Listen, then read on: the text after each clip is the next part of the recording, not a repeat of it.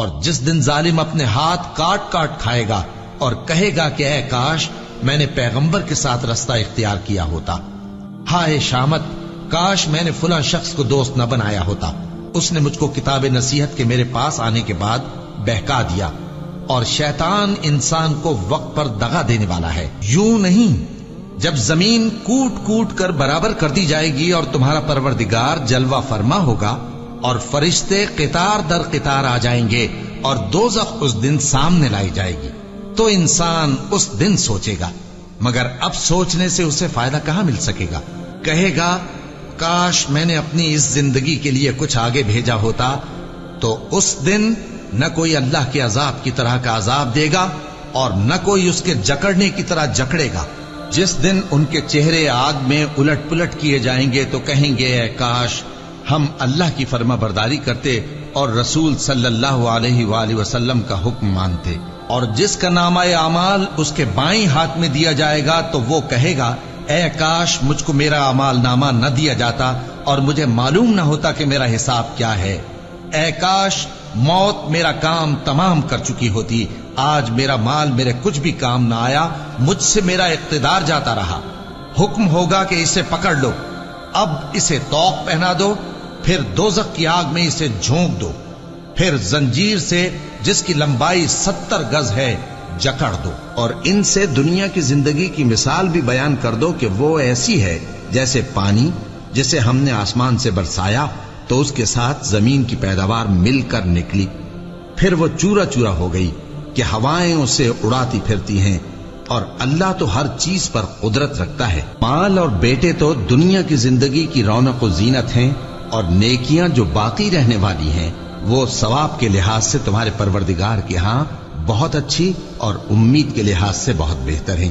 اور جس دن ہم پہاڑوں کو چلائیں گے اور تم زمین کو صاف میدان دیکھو گے اور ان لوگوں کو ہم جمع کر لیں گے تو ان میں سے کسی کو بھی نہیں چھوڑیں گے، اور سب تمہارے پروردگار کے سامنے صف باندھ کر لائے جائیں گے، تو ہم ان سے کہیں گے کہ جس طرح ہم نے تم کو پہلی بار پیدا کیا تھا اسی طرح آج تم ہمارے سامنے آئے، لیکن تم نے تو یہ خیال کر رکھا تھا کہ ہم نے تمہارے لیے قیامت کا کوئی وقت مقرر ہی نہیں کیا، اور اعمال کی کتاب کھول کر رکھی جائے گی تو تم گناہگاروں کو دیکھو گے کہ جو کچھ اس میں لکھا ہوگا اس سے ڈر رہے ہوں گے اور کہیں گے ہائے شامت یہ کیسی کتاب ہے کہ نہ چھوٹی بات کو چھوڑتی ہے نہ بڑی کو، کوئی بات بھی نہیں مگر اسے لکھ رکھا ہے، اور جو جو عمل کیے ہوں گے سب کو حاضر پائیں گے، اور تمہارا پروردگار کسی پر ظلم نہیں کرے گا۔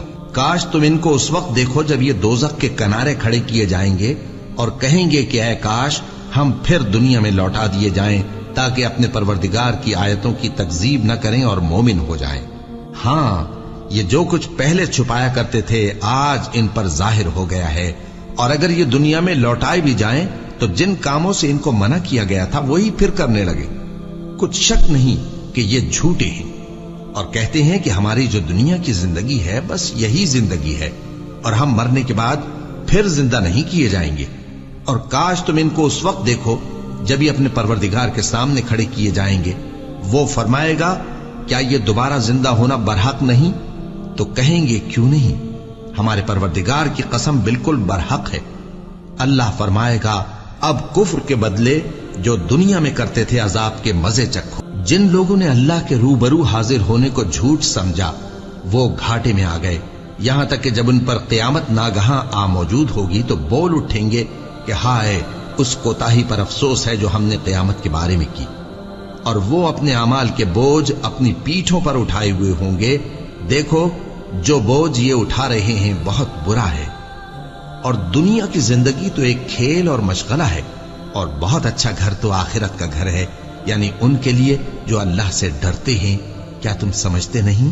یہ لوگ اسی طرح غفلت میں رہیں گے یہاں تک کہ جب ان میں سے کسی کے پاس موت آ جائے گی تو کہے گا کہ اے پروردگار مجھے پھر دنیا میں واپس بھیج دے تاکہ میں اس میں جسے چھوڑ آیا ہوں نیک کام کیا کروں۔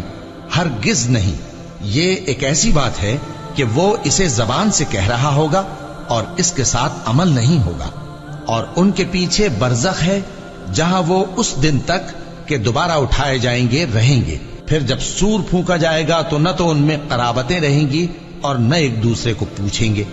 تو جن کے اعمال کے بوجھ بھاری ہوں گے تو وہی کامیاب ہیں، اور جن کے بوجھ ہلکے ہوں گے وہ لوگ ہیں جنہوں نے اپنے آپ کو خسارے میں ڈالا، ہمیشہ دوزخ میں رہیں گے۔ آگ ان کے چہروں کو جھلس دے گی اور وہ اس میں بد شکل ہو رہے ہوں گے۔ کیا تم کو میری آیتیں پڑھ کر نہیں سنائی جاتی تھیں؟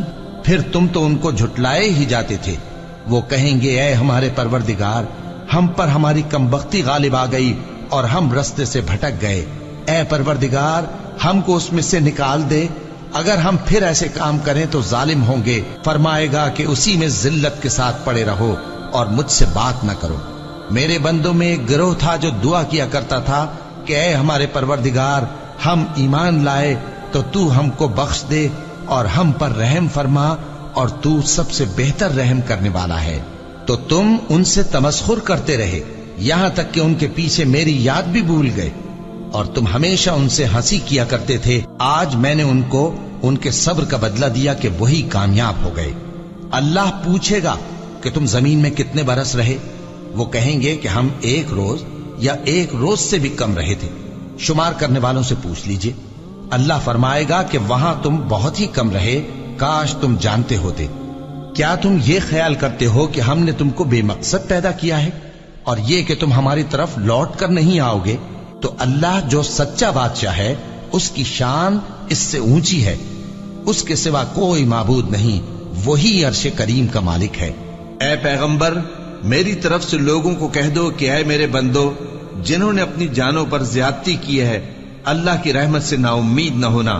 اللہ تو سب گناہوں کو بخش دیتا ہے، بے شک وہی تو ہے بڑا بخشنے والا، بڑا مہربان۔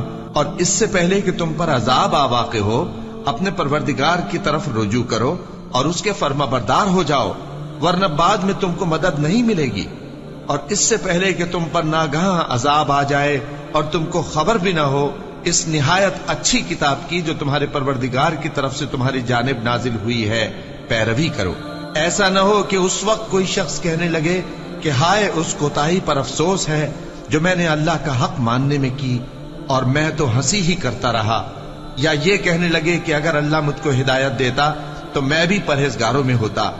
یا جب عذاب دیکھ لے تو کہنے لگے کہ اگر مجھے پھر ایک دفعہ دنیا میں جانا ہو تو میں نیکوکاروں میں ہو جاؤں۔ ارشاد ہوگا کیوں نہیں، میری آیتیں تیرے پاس پہنچ گئی تھی مگر تو نے ان کو جھٹلایا اور شیخی میں آ گیا اور تو کافر بن گیا۔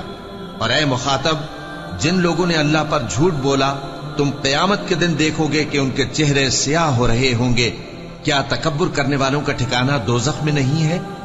اور جو پرہیزگار ہیں ان کی کامیابی کے سبب اللہ ان کو نجات دے گا، نہ تو ان کو کوئی تکلیف پہنچے گی اور نہ وہ غمناک ہوں گے۔ اللہ ہی ہر چیز کا پیدا کرنے والا ہے اور وہی ہر چیز کا نگراں ہے۔ اسی کے پاس آسمانوں اور زمین کی کنجیاں ہیں، اور جنہوں نے اللہ کی آیتوں سے کفر کیا وہی نقصان اٹھانے والے ہیں۔